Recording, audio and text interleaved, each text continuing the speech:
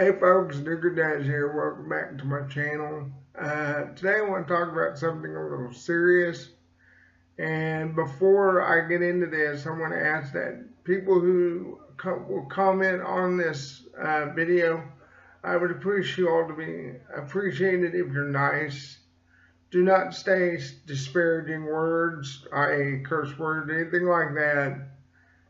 Make your opinion very adult-minded. Do not start name calling and all that, because I'll guarantee you, if I see that, not only am I deleting your comment, but I'm also banning you from my account. So think about that very seriously before you comment, because I will not put up with any of that. So let me get into what I'm going to talk about. Before I do that, I want to read something I put up yesterday on my Facebook page in regards to what happened in Charlotte and what is occurring afterwards. I wrote, "When you start to erase history, you are destroying lessons for future generations. Stop the madness and look at where the real hate is. It's in the hearts of men who choose to hate, not flags, not statues, or named on a building." As an amateur historian, I see what's happening and it bothers me, because the hate that is being displayed by those that are against neo-Nazism and all that are turning their hate towards monuments and things that have nothing to do with hate or hate groups in general.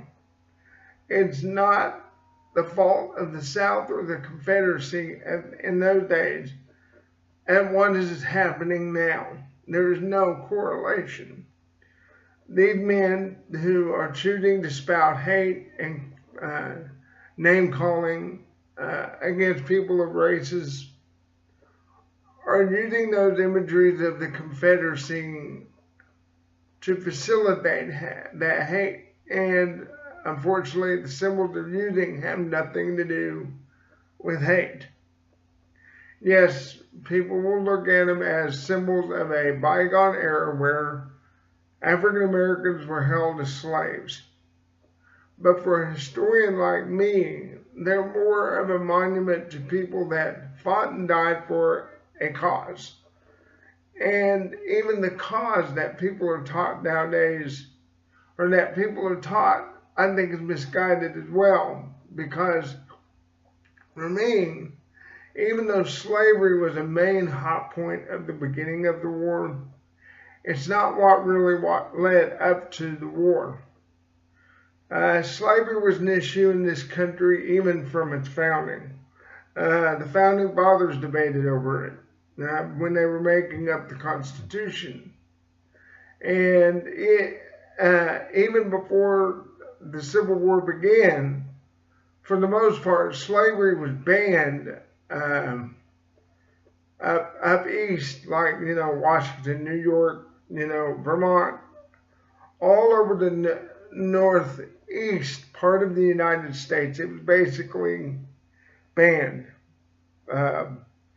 Below Washington, D.C., it was a little bit different. There were some areas that were still doing slavery, like in Virginia, Delaware. There were still some sympathies to the South. Now, when you get into the South, yes, there was slavery. But mind you, only 4% of the Southern population at the time the Civil War broke out owned slaves. So, and I'm getting that based on a history book that I read in high school many, many years ago. And from my own personal research on the Civil War in regards to my family, I am inclined to believe that most of the people that fought the Civil War were not really owners of slaves. It was mainly the generals and the president and other leaders of the Confederacy who actually owned slaves. For the most part, the average Southerner did not own slaves. They couldn't afford it. Most of my ancestors who fought in the Civil War were dirt poor farmers. They couldn't own a slave even if they wanted to. And so for me, the main point of the Civil War, the thing that really triggered the war was the issue of states' rights in relation to slavery. Because you got to remember, the Compromise of the 1820 and the Compromise of 1850 was basically a method in which they would allow a free state to join the Union and a slave state to join the Union. And it was a balance to keep everyone happy. And I'm talking about those in the Senate and the Congress. You know, the representatives of those states felt that, hey, okay, we up in the Northeast would like to see a free state added. Those in the South wanted to see a slave state added. And so that became an issue because with these new states came people who were used to self-governing themselves. And they wasn't used to the federal government stepping in and saying, you can't do this.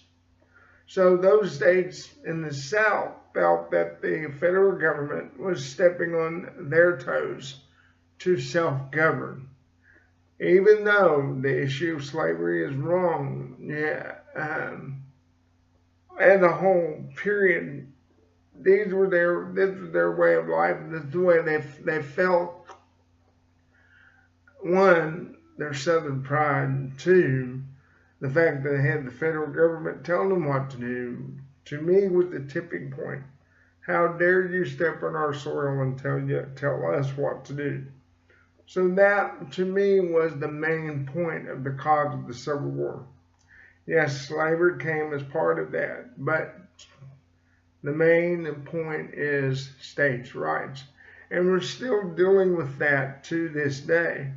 Mind you that in regards to immigration, some states have stood up and said, we are not going to follow what the federal government is wanting us to do, and the federal government is saying, oh yes, you will. So there's been a little back and forth over that, and it's been pretty heated in some states. Not my own, but we've basically been following what the federal government has wanted us to do, and we are doing it. But back then, there were some things already in play that were already bringing the slavery to an end. It may have been slow, but it would have happened. The Civil War just basically sped it up. You had advancements in technology with the invention of the spinning jenny and the invention of interchangeable parts. It was making things that progressed to the point where slaves would no longer be needed to pick the cotton. Many advancements were coming along, so within another 20 years, slavery probably would have been pretty much dead.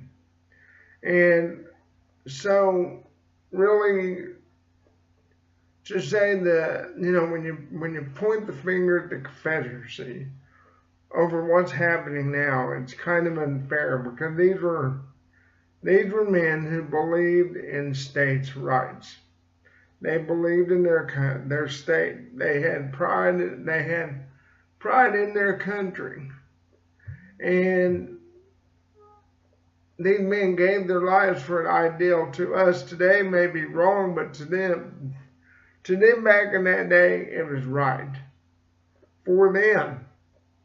I had 3 great-grandfathers, three ancestors that I know of, bona fide fact, that fought in the war.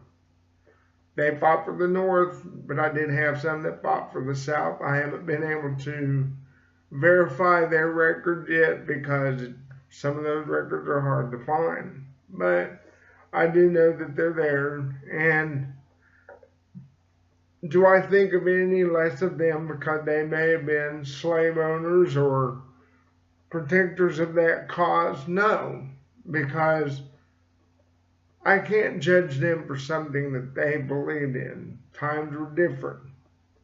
You know, I had a grandparent who said the N word, and it floored me. You know, I never really grew up around any racism, and to hear that grandparent say that, it floored me. And did I think any less of that relative? No. It's just she was raised in a time and point where their feelings toward certain races was not very good. And I love that relative. And I didn't tell her the way she felt was wrong or they felt was wrong. I just let it be. I didn't pay no mind at that point. Because again, that was just the way she grew up. But these people that are venting their hate toward these statues and stuff, it's just wrong. You know, these statues are there to remind us of our past history, to remind us of what mistakes not to make, to be better than what we were. And if you start tearing those down, then where will the lessons be for future generations? And not only that, you have to ask yourself, when is there going to be a stopping point? So you tear down all these monuments to Confederate soldiers. You're attempting to erase a history. So does that mean we need to erase other historical events in relation to it? Because without the Civil War, the Civil Rights Movement would have never happened. Men like Martin Luther King would have never happened. Malcolm X, Sojourner Truth, you know, the list goes on. And it's not just African American history that would change because we're trying to erase a certain part of our history. Many women suffragists of the 1800s were also big supporters of anti-slavery movement. So did that mean we have to erase their history as well? And then you look at some of our past presidents. Yes, some of our presidents owned slaves. But does that really detract from what they did for this great country? Yes, they were wrong for owning slaves.